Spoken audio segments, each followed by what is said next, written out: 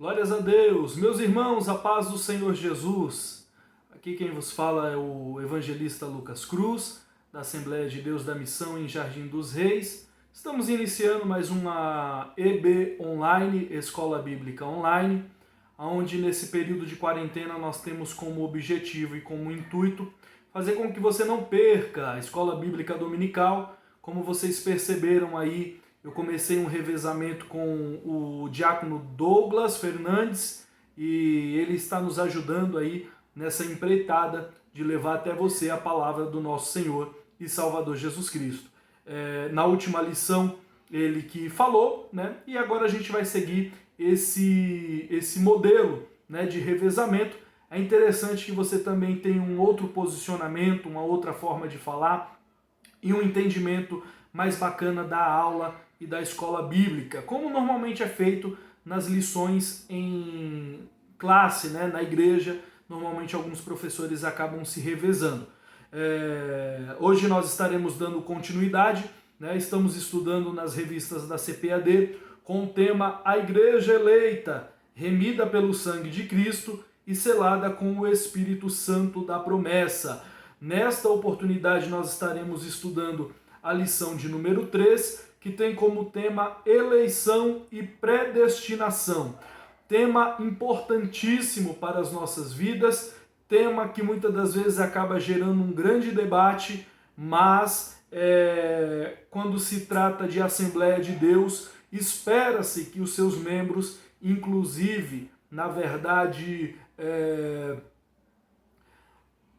falando-se aí a obreiros, o entendimento deveria ser unânime, né? Onde infelizmente nós não conseguimos enxergar unanimidade nesse entendimento, mas hoje nós vamos falar a respeito de eleição e predestinação, e dentro desse tema nós vamos abordar uma perspectiva, nós pretendemos trazer uma perspectiva assembleiana dessa questão. Nós estamos estudando a lição da CPAD, que é a Casa Publicadora das Assembleias de Deus, e nós fazemos parte da Assembleia de Deus da Missão. Talvez você faça parte de alguma Assembleia de Deus ou de alguma denominação que tem aí os preceitos da Assembleia de Deus. Então, entenda, é importantíssimo que você saiba o que a igreja a qual você faz parte ela acredita. Então, o tema da lição hoje é eleição e predestinação.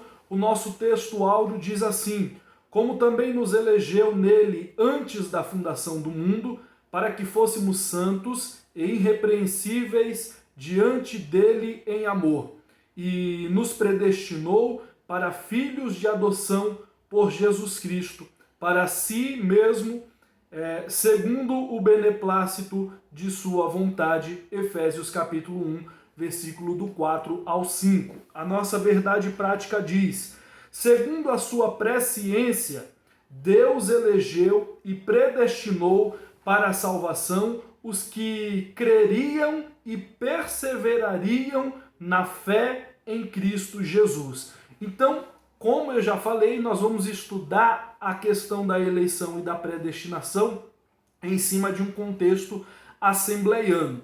É interessante eu falar para você aqui também que o calvinismo, a teologia calvinista, ela tem invadido, infelizmente, as nossas igrejas. Um pensamento que está contrário àquilo que a Assembleia de Deus acredita.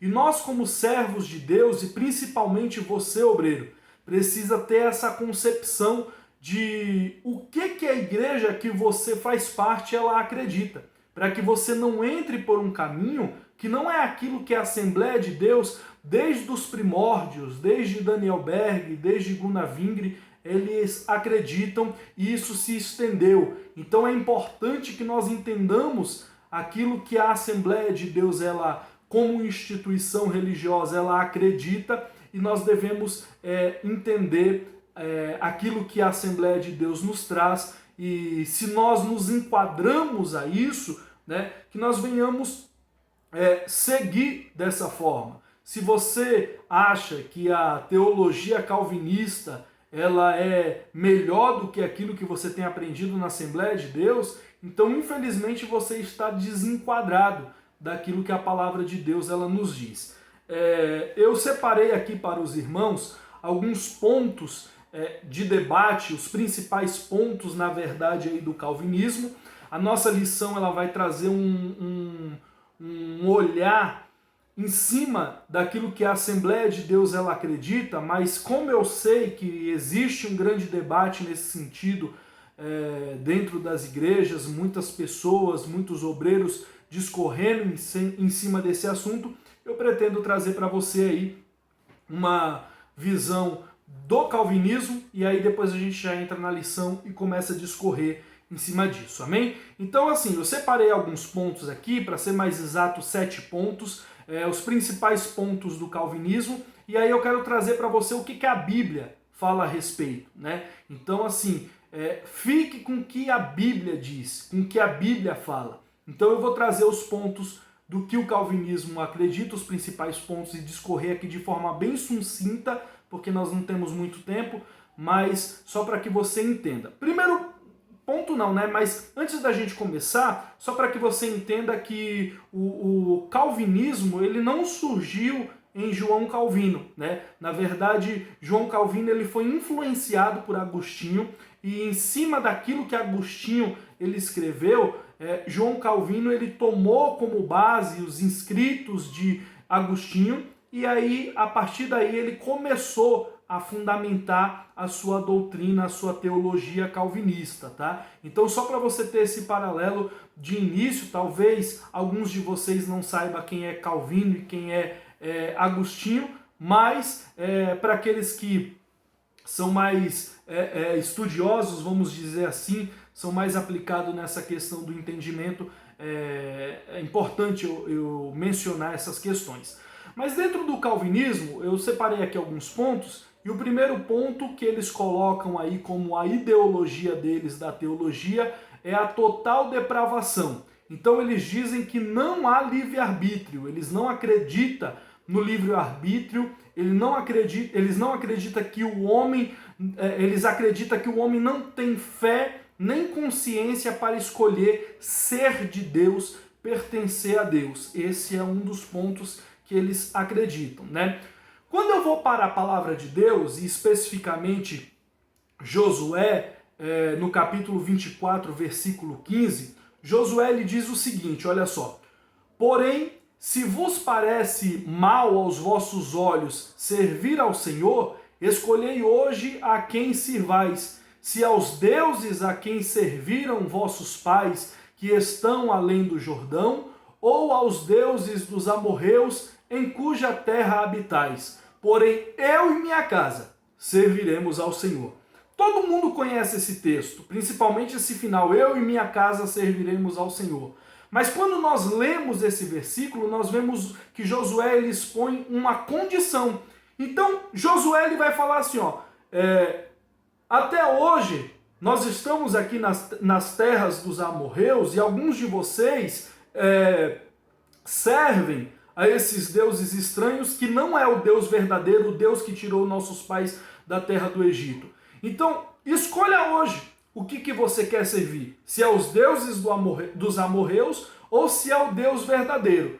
Independente do que vocês escolham, eu e minha casa serviremos ao Senhor. Josué traz esse ponto, né, para o povo de Israel, e quando ele traz esse ponto, ele deixa aí a escolha, né, daqueles que ouviram a ele, se é de servir a Deus ou se é de servir aos deuses estranhos.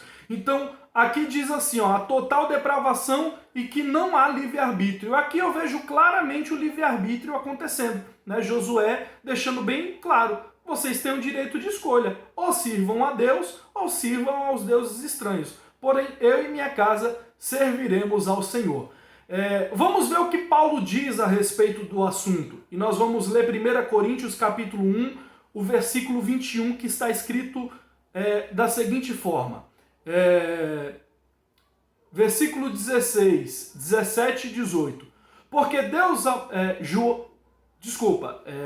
1 Coríntios 1, versículo 21. Visto como na sabedoria de Deus, O mundo não conheceu a Deus pela sua sabedoria. Aprove a Deus salvar os crentes pela loucura da pregação.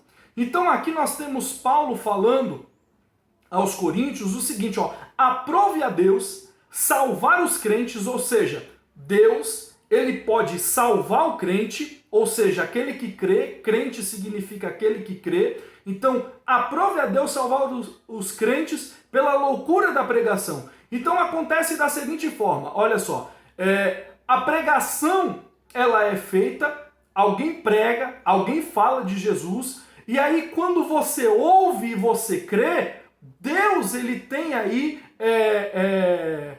o poder de salvar a pessoa em cima daquilo que ela creu, em cima daquilo que ela acreditou. Então você ouviu a palavra, quando você crê, aprove a Deus salvar os crentes, quando você crê, o que acontece? Deus ele te salva. Então, mais um texto que deixa bem claro isso. Mas, falando agora a respeito de Jesus, né, porque a gente falou de Josué e a gente falou de Paulo, mas aí vamos agora para o exemplo máximo, quando se trata da questão de Jesus Cristo, aquele que é o exemplo maior em cima disso tudo. Vamos ver o que o exemplo maior fala a respeito disso. Lá em João, no capítulo 3, do versículo 16 ao versículo 18, Jesus ele vai dizer o seguinte, porque Deus amou o mundo de tal maneira que deu o seu Filho unigênito para que todo aquele que nele crê não pereça, mas tenha a vida eterna. Porque Deus enviou o seu Filho ao mundo não para que condenasse o mundo, mas para que o mundo fosse salvo por ele. Quem crê nele não é condenado, mas quem não crê já está condenado, porque não crê no nome do Filho de Deus. Então o que acontece aqui é o seguinte, Paulo ele está muito claramente dizendo aqui que quem crê nele, ou seja, quem crê em Jesus, né, está salvo, e quem não crê está condenado. Verso 18, quem crê nele não é condenado. Então quem crê não é condenado. Aí o versículo continua, mas quem não crê já está condenado. Então nós temos aqui uma condição. Se você crê em Jesus, você não é condenado. Se você crê em Jesus, você não é. Se crê em Jesus, não é condenado. Se não crê em Jesus, já está condenado. Então nós temos aqui o próprio Jesus falando a respeito do assunto e ele deixando aí ao encargo do homem crer ou não. Claro que o Espírito Santo faz uma obra em nós, mas eu quero dizer que o ser humano ele é livre nessa escolha. O livre-arbítrio ele existe, tá? E através do livre-arbítrio nós temos aí o direito de escolher a Jesus. E Jesus ele ainda vai complementar lá em Marcos, no capítulo 16, versículo 15 e 16, Jesus ele vai dizer o seguinte, e disse-lhes, ide por todo mundo, pregai o evangelho a toda criatura. Quem crê e for batizado será salvo, mas quem não crê será condenado. Então, Jesus ele está dizendo o seguinte, vai por todo mundo, prega a palavra, fala do evangelho, fala de mim, fala de Jesus, tá? E aí, se crerem, prega para todo mundo, mas se crer, vai ser salvo. Se não crer, será condenado. O texto ele é muito claro, e quem diz é Jesus. Jesus está dizendo, ide por todo mundo e pregai. Quem crê e for batizado será salvo. Quem não crê será condenado. Isso aqui, irmãos, é livre-arbítrio. Não é eu que estou dizendo, não é um pensamento meu. É a palavra de Deus que está falando e nos deixando o exemplo. Não dá para discorrer tanto em cima desses itens, porque nós temos toda uma lição, mas eu vou avançando aqui para que nós sejamos um pouco mais sucintos nessas palavras. O segundo ponto, a eleição incondicional. Então eles vão dizer aí que Deus escolhe alguns para serem salvos e outros para serem condenados. Então o que acontece aqui é o seguinte, Deus, segundo essa perspectiva, vai escolher algumas pessoas para serem salvas e outras para serem condenadas. Quando a palavra, e a gente vai ler daqui a pouco 1 Timóteo capítulo 2, versículo 4, quando a palavra fala todos, no entendimento dos calvinistas, todo não é todo, né? Por alguma razão eles não entendem todo ou todos como todos. Vamos ler aqui, ó. 1 Timóteo capítulo 2, versículo 4 diz assim, ó: Deus quer que todos os homens se salvem e venham ao conhecimento da verdade. Então, Paulo está dizendo que Deus quer, a vontade de Deus, o desejo de Deus, o querer do Senhor é que todos se salvem, que todas as pessoas se salvem. Só que, por alguma razão, no entendimento dos calvinistas, todos não quer dizer todos, né? Enfim, vamos ver o que Jesus diz a respeito, ó. Voltando lá em João 3, ó. Porque Deus amou o mundo de tal maneira que deu o seu Filho unigênito para que todo aquele que nele crê não pereça, mas tenha vida eterna. Então assim, Jesus está dizendo o seguinte, ó. Deus amou o mundo tanto que ele deu o seu Filho para que todos que crerem não pereçam, mas tenha vida eterna. Não tem problema nenhum no texto. Deus está dizendo claramente que quem crê será salvo. Esse segundo item, a eleição incondicional, vai dizer que Deus separou, né? Que Deus escolheu alguns para ser salvos e outros para não serem salvos. E isso daqui é muito grave. Nós não podemos entender dessa forma porque a palavra de Deus, ela nos ensina e nos orienta da maneira certa. Terceiro ponto, a expiação limitada. Deus envia o seu Filho só para morrer pelos eleitos. Então aqui eles vão argumentar dizendo que o sacrifício de Jesus não pode ser em vão. Jesus não pode morrer por algumas pessoas, né? E essas pessoas não venham a aceitar a Jesus, elas não venham a reconhecer o sacrifício de Jesus e esse sacrifício ser em vão. Onde, na verdade, eu entendo também dessa forma, o sacrifício de Jesus não foi em vão, mas a gente tem que entender que, na perspectiva de tempo de Deus, não existe passado, presente e futuro. Para Deus, passado, presente e futuro, na verdade, tudo para Ele é presente. Há 2000 anos atrás, quando Jesus morreu, Ele já sabia que eu ia aceitar, Ele já sabia que eu ia ser salvo, que eu ia ser arrebatado, que eu ia estar com Ele. E o sacrifício dele foi por mim, porque Ele morreu por mim, né? Então, o entendimento aí, a perspectiva é de que o sacrifício não pode ter sido em vão. E realmente não foi, porque passado, presente e futuro para Deus não existe. Tudo para Deus é presente. E Deus ele já entende, ele já sabia quem, pela sua presciência, pela sua onisciência, quem se salvaria ou não. E sabendo disso, ele morreu por aqueles que ele já sabia que iria o aceitar. Nessa perspectiva de Deus enviar o seu Filho só para morrer pelos eleitos, você acaba atribuindo a Deus a culpa por aqueles que serão condenados.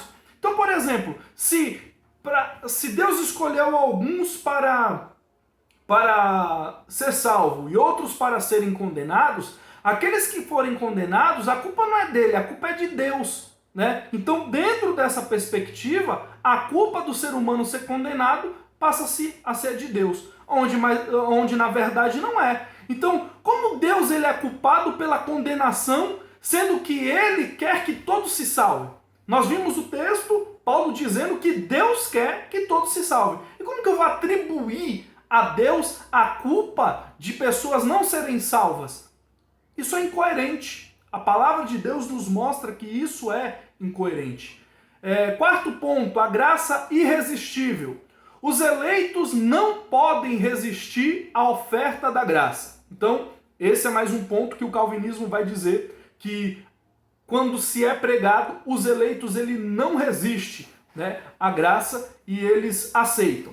Só que quando nós olhamos para a nossa vida diária, quantas pessoas a gente já não pregou e falamos e falamos e falamos de Jesus, essa pessoa rejeitou a pregação, não aceitou a Jesus e depois de um tempo, às vezes até mesmo anos, essa pessoa ela aceita Jesus e vira aí um propagador da palavra de Deus, uma pessoa que fala a respeito da palavra de Deus e é uma bênção na palavra de Deus. Então essa graça irresistível não faz sentido. E quando a gente pega a palavra de Deus, é que eu disse, eu não quero falar o meu posicionamento, mas o posicionamento das Escrituras. Se você pegar aí principalmente Atos dos Apóstolos, capítulo 7, versículo 58, e Atos também, capítulo 22, versículo 20, separei aqui alguns versículos, nós vamos ver que existia um homem por nome de Estevão, provavelmente você já ouviu falar a respeito de Estevão, que lá no capítulo 7, Estevão está pregando, está falando de Jesus, está discorrendo de uma forma brilhante a respeito de Jesus, ao ponto de estar morrendo, e quando ele morre, ele pede para que Jesus perdoe aqueles que estavam fazendo isso com ele, pregando Jesus, falando de Jesus. E existia, capítulo 7, 58, um jovem chamado Saulo, que na verdade é Paulo, né? Saulo e Paulo a gente já falou, né? Nome romano, nome grego. Então, Paulo estava lá, ouvindo a pregação, e ele não aceitou a Jesus. Lá no capítulo 22, versículo 20, o próprio Paulo vai falar que Estevão pregava, e ele ouvia, e ele consentiu na morte de Estevão. E depois ele se arrepende muito. No capítulo 22, versículo 20, ele acaba se arrependendo muito de tal ato, né? Até porque depois ele vira um pregador extraordinário, aí, o maior depois de Jesus Cristo, né? E aí você vai ver Paulo, ele discorrendo que ele consentia na morte de Estevão. Então, o que acontece? Paulo, na perspectiva calvinista, não seria um eleito, um salvo? Por que quando ele ouviu, ele resistiu? Outra incoerência que a gente encontra dentro dessa graça irresistível. Não existe uma graça irresistível, existe uma escolha. Naquele momento ele não quis, mas depois ele quis. Mas Paulo, que o próprio Deus pregou para ele, né? O próprio Jesus se apresentou a ele. Depois a gente vê Ananias, se não me falha a memória, foi lá, falou com ele, falou de Jesus para ele, e aí ele estava firme em aceitar Jesus. Então não tem esse negócio de graça irresistível, e a palavra de Deus, como você viu, nos prova isso. Quinto ponto, a perseverança dos santos. Uma vez salvo, salvo para sempre. Esse é um outro ponto que o calvinismo ele traz, uma vez salvo, salvo para sempre. Dentro dessa perspectiva, se a gente for olhar uma pessoa que aceita Jesus e ela é salva, e a partir daí ela é salva para sempre, vamos pegar um exemplo aqui clássico. Judas. Judas ouviu Jesus pregar, Judas aceitou a Jesus, Judas viveu com Jesus, esteve presente nos milagres de Jesus, e no final de tudo ele vem a negar Jesus, e não apenas a negar Jesus e entregar Jesus e trair Jesus, não apenas isso, mas vamos colocar o final da vida dele onde ele se suicida.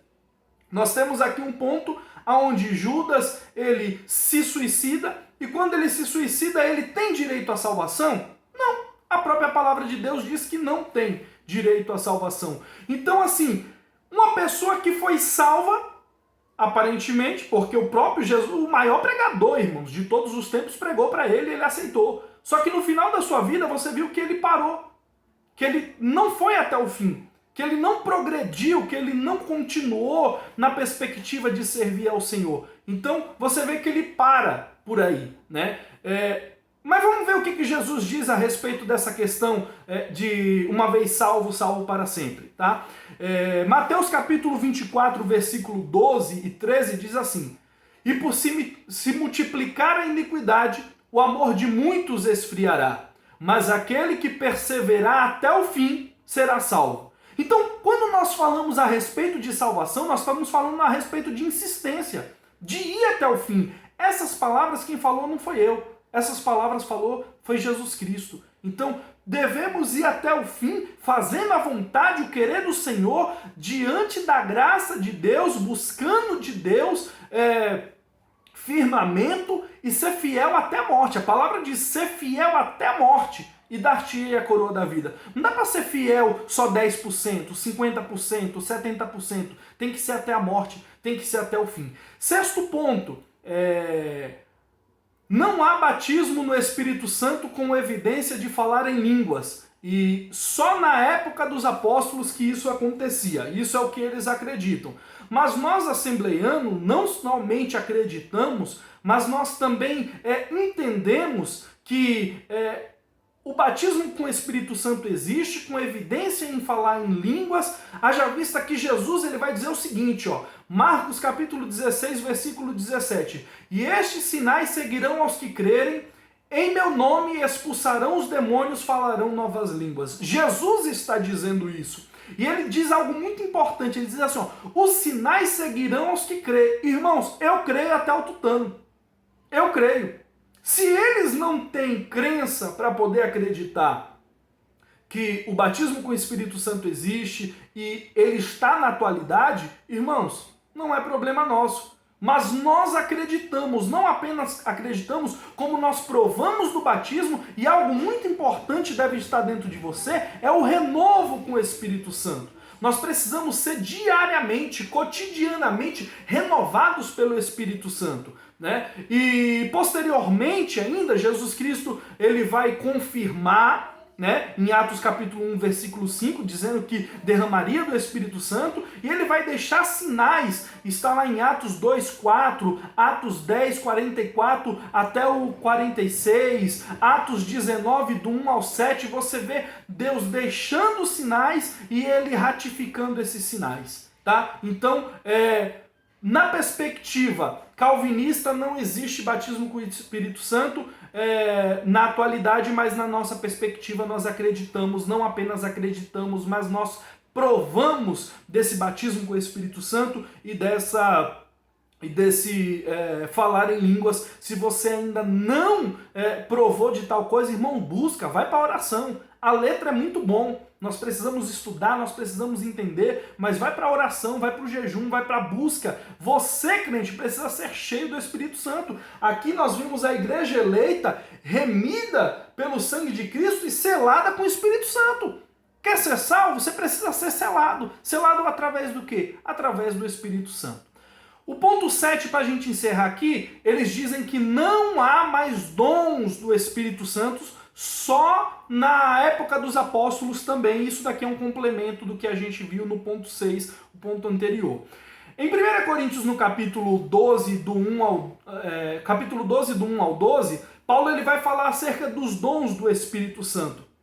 E ele vai dizer a respeito dos dons, né? E vai falar que nós precisamos acreditar, que nós precisamos buscar esses dons, e ele vai referenciar esses dons, né? O que cabe a nós é essa busca. Como eu já disse, Marcos capítulo 16, versículo 17, os sinais que seguirão aos que creem. Então, o que cabe a nós é o quê? Buscar de Deus. Buscar se encher de Deus, buscar se encher do Espírito Santo para que nós venhamos provar a cada dia disso. Irmãos, se uma teologia não acredita nisso, não significa que você não deve acreditar. E o que nós vemos hoje são muitos assembleianos, principalmente obreiros, acreditando em uma doutrina mentirosa, acreditando em uma doutrina que diz que nós não acredita na atualidade dos dons, não acredita na atualidade do batismo com o Espírito Santo, não falando em outras línguas, sendo que na verdade isso tudo existe, e quem já provou, irmão, sabe o quanto é verdadeiro essas questões e essas coisas, amém? No nosso site, IEADMSP, Igreja Evangélica Assembleia de Deus da Missão, iadmsp.com.br, acessa lá, eu coloquei um artigo com esses itens que eu elenquei, tá? Então você acessa lá, você vai poder ver esses itens, ler, reler, se aprofundar um pouco mais, tá? Para que você busque o entendimento daquilo que é verdadeiro e daquilo que a Assembleia de Deus ela professa e ela acredita. Amém? Vamos aqui para a nossa leitura bíblica em classe. Isso tudo é só para você ter essa dimensão. Agora a gente vai entrar dentro da lição, e aqui dentro da lição nós vamos buscar o entendimento da palavra de Deus no contexto assembleiano. Vamos tirar essa parte do calvinismo, foi só para você ter uma ideia, e agora a gente vai entrar no contexto assembleiano. A gente vai para a nossa leitura bíblica em classe, mas o nosso vídeo ele tem duas partes. A gente termina a primeira parte agora. Agora você vai para o próximo vídeo, tá? Vai para o próximo vídeo, e no próximo vídeo a gente vai dar continuidade com a leitura bíblica em classe e com os assuntos que se seguem da nossa escola bíblica dominical, amém? É uma aula bem rápida, né? Muito conteúdo, muita coisa para a gente falar, mas é preciso a gente trazer, mesmo que de forma sucinta, mas que você entenda um pouco daquilo que a palavra de Deus ela traz para as nossas vidas. Então, vai para o próximo vídeo, tá? Vai para o próximo vídeo, que lá no próximo vídeo nós daremos continuidade a esse tema tão abençoado e tão importante da parte do Senhor. Amém? Que Deus abençoe e vai para o próximo. Não deixa de ver o próximo vídeo, não.